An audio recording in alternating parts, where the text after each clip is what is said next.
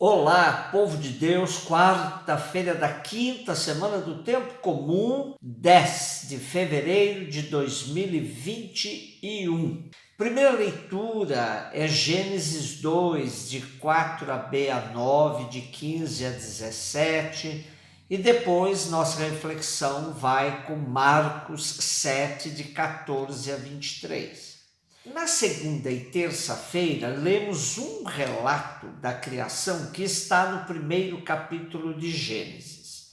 Hoje estamos com um outro relato que os exegetas dizem ser mais antigo que o outro.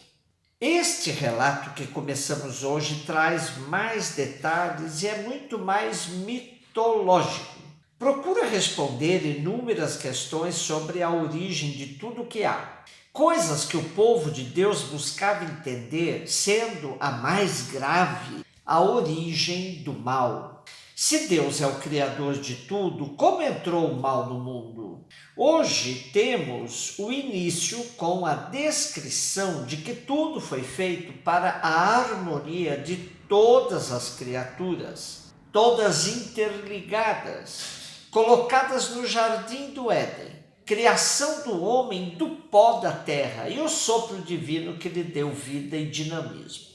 Vir da terra significa vir da Adamá em hebraico. Daí o nome de Adão, que portanto não era nome próprio, indicava apenas um ser vindo da terra. Este sopro de Deus nas narinas do homem, em hebraico é Ruá, nome feminino do Espírito.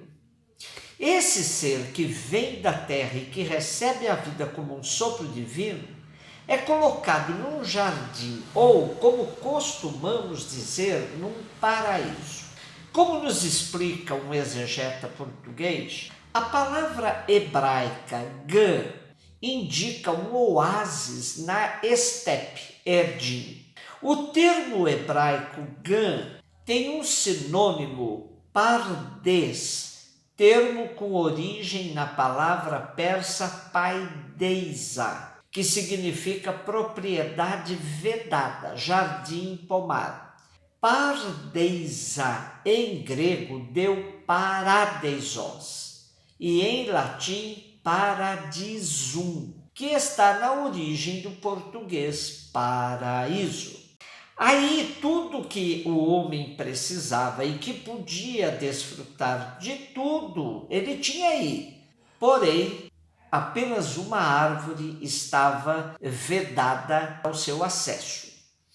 A árvore dos frutos proibidos recebeu o nome de árvore do conhecimento do bem e do mal. Como o pensamento semita se guiava pelos contrários, bem e mal simbolizavam uma totalidade. Isto é, ter a noção dos dois ao mesmo tempo era ter a onisciência própria e exclusiva de Deus.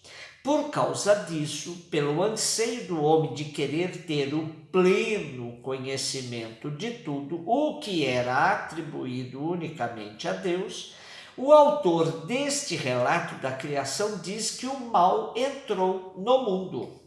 É uma explicação mitológica, a exemplo de tantas outras narrativas míticas que temos.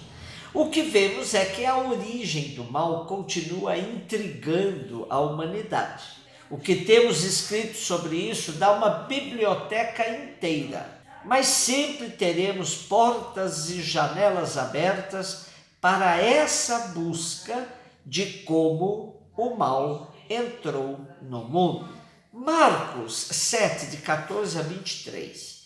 Nesse tempo chamado de comum pela liturgia, vamos meditando o tempo comum de Jesus, sua prática, seu amor pela humanidade, seus ensinamentos que são eternos.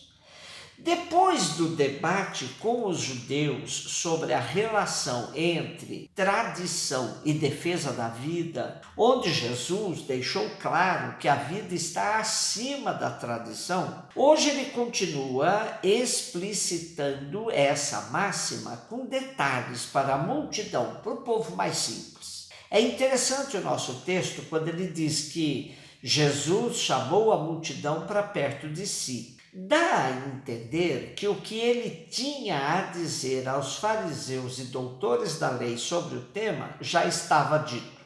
Com eles, o debate já estava encerrado.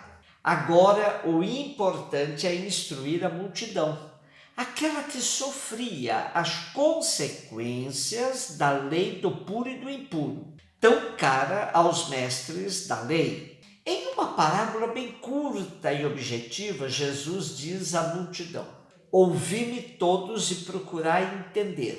Nada há fora do homem que, entrando nele, o possa tornar impuro. Mas o que sai do homem, isso é que o torna impuro. Se alguém tem ouvidos para ouvir, ouça.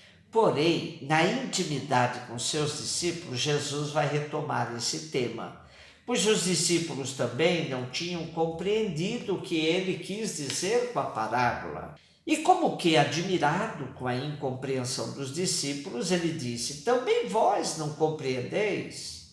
Não percebeis que nada do que de fora entra no homem o pode tornar impuro? Porque não penetra no coração, mas sim no ventre, e depois é expelido em lugar próprio?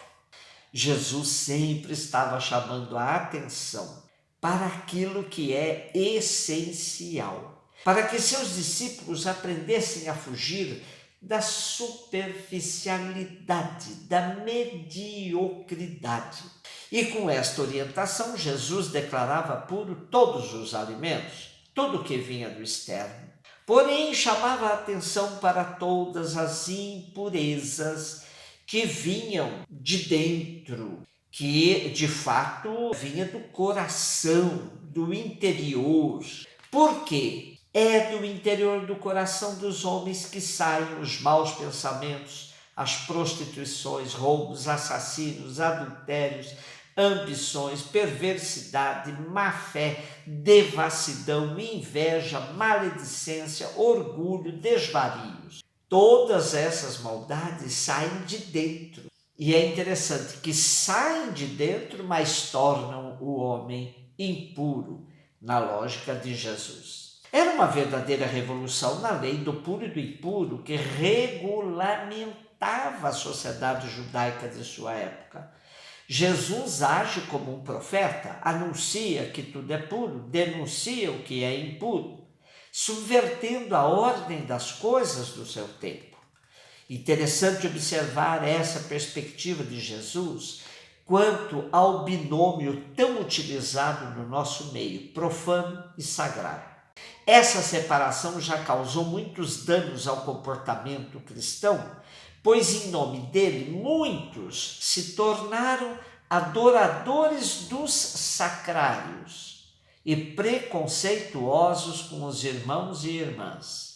Pior, em nome de Jesus, já se jogou muitas pedras em outras expressões do sagrado na história.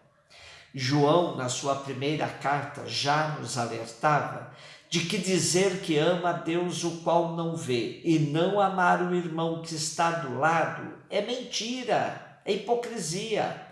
Porém, até hoje persiste a dificuldade de muitos para entender que a fé implica um compromisso social, que fé e política se articulam, não se repelem.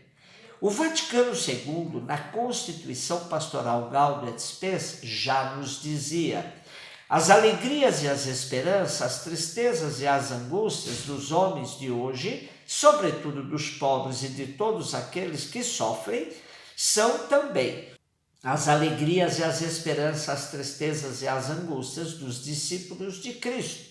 E não há realidade alguma verdadeira humana que não encontre eco no seu coração, porque a sua comunidade é formada por homens que, reunidos em Cristo, são guiados pelo Espírito Santo na sua peregrinação em demanda do reino do Pai, e receberam a mensagem da salvação para a comunicar a todos. Por este motivo, A igreja sente-se real e intimamente ligada ao gênero humano e à sua história. Portanto, podemos dizer, em relação ao sagrado e profano, ninguém separe o que Deus uniu. E em relação ao puro e impuro, comecemos a faxina do lado de dentro, pois assim estaremos criando espaços mais limpos também ao redor de todos nós. Um beijo no seu coração.